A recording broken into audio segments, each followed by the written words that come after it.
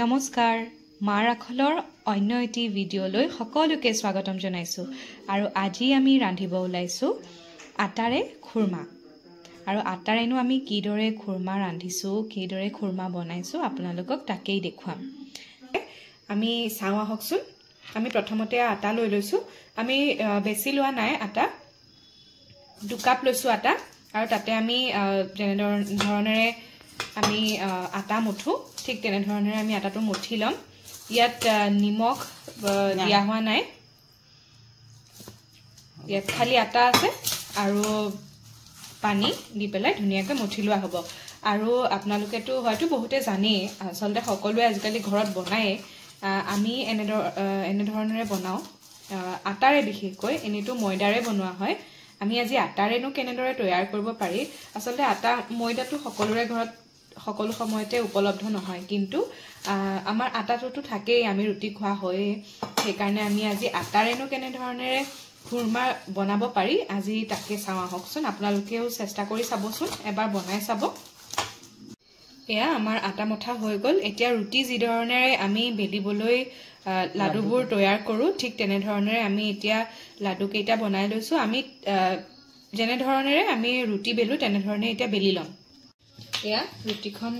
বেলি থকা হৈছে আৰু ৰুটিখন বৰ বিশেষ পাতল কৰিব নালাগে অকণমান মোটাকৈ ৰাখিব লাগে কাৰণ খুৰমাটো গম পায় সকলোৱে অকণমান মোটা মোটা হয় আৰু চেনিৰ যিহেতুকে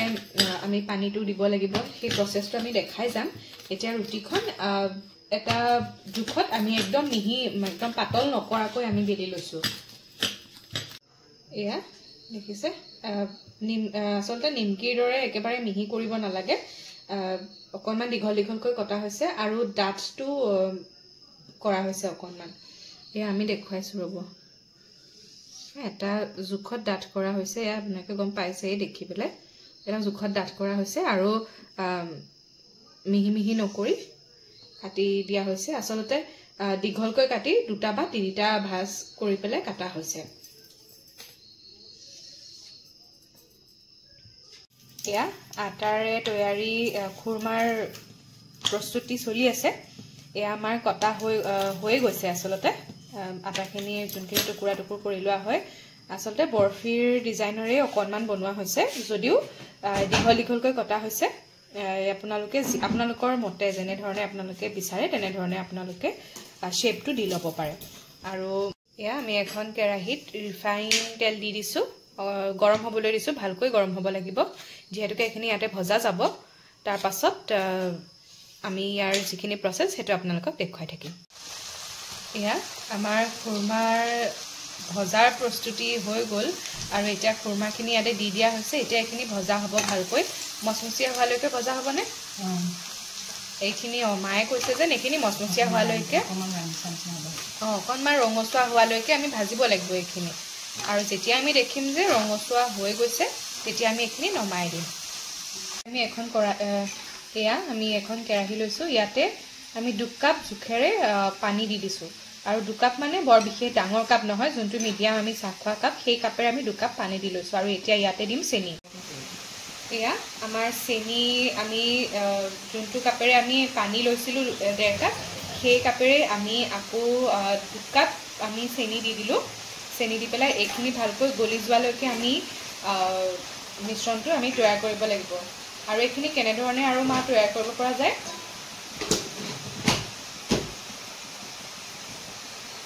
এইখিনি পাক এটা আনিব লাগিব চেনিটো মানে হেৰি হ'ব লাগিব মানে পাকটো আহি পেলাই আঠা হ'ব লাগিব তাৰপিছত যেতিয়া আঠাটো আহি যাব অহাৰ পিছত কেৰাহীটো নমাই দিব লাগিব দি তেতিয়া মানে চেনিকণটো যেতিয়া অকণ ঠাণ্ডা হৈ যাব তেতিয়া এই নিমকিখিনি এই খুৰমাখিনি তাত ঢালি পেলাই লঠকৈ দিলে ঠাণ্ডা হৈ থাকিব খুৰমাও বগা হৈ আহিব এয়া মায়ে কৈছে আপোনালোকেতো শুনিছেই যেন এইখিনি এটা পাক আহিব লাগিব ভালকৈ তাৰ পাছতে যেতিয়া আমি এইখিনি হৈ যাব পাকটো আহিব আসলতে আঠা যেতিয়া হ'ব তেতিয়া আপোনালোকেতো দেখিলে গম পাবই তেতিয়া আমি এইখিনি যেতিয়া নমাই থ'ব লাগিব অলপমান ঠাণ্ডা হ'ব লাগিব তাৰ পাছত আমাৰ নিমকিখিনি যোনখিনি আচলতে খুৰমাই নিমকিৰ দৰে যোনখিনি এতিয়া ভাজি লোৱা হৈছে সেইখিনি আমি ইয়াত যেতিয়া দি দিম আসলতে আমাৰ প্ৰচেছটো আমি দেখাই থাকিম তেতিয়া আপোনালোকে গম পাবই ৰ'ব দেখাই আছোঁ এতিয়া দেখিছে আমাৰ আসলে যিখিনি চেনি আৰু পানীৰ যোনখিনি মিশ্ৰণ আছিলে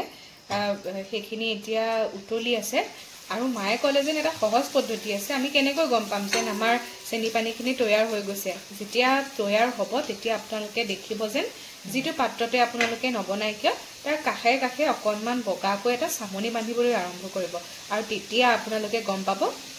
যে আমাৰ চেনিৰ যোনখিনি আৰু চেনি পানীৰ যোনখিনি মিশ্ৰণ সেইখিনি আমাৰ তৈয়াৰ হৈ গৈছে মই আপোনালোকক বাৰু দেখাম কেনেধৰণেনো আমি ধৰিব পাৰিলোঁ তেতিয়া আপোনালোকৰ অতি সহজ হ'ব আচলতে গম পাবলৈ এয়া চাওকচোন আমাৰ চেনি আৰু পানীৰ যিটো মিশ্ৰণ আছিলে সেইখিনি তৈয়াৰ হৈ গৈছে মায়ে যেন কৈছিলে যেন কাঠটো অকণমান বগা হৈ অহা দেখিব আপোনালোকে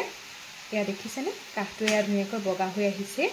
আৰু এতিয়া মই আপোনাৰ হেতা এপাতেৰে আপোনালোকক মই দেখাই দিছোঁ কেনেকুৱা ধৰণৰ হ'ব যেতিয়া আমি এয়া দেখিছেনে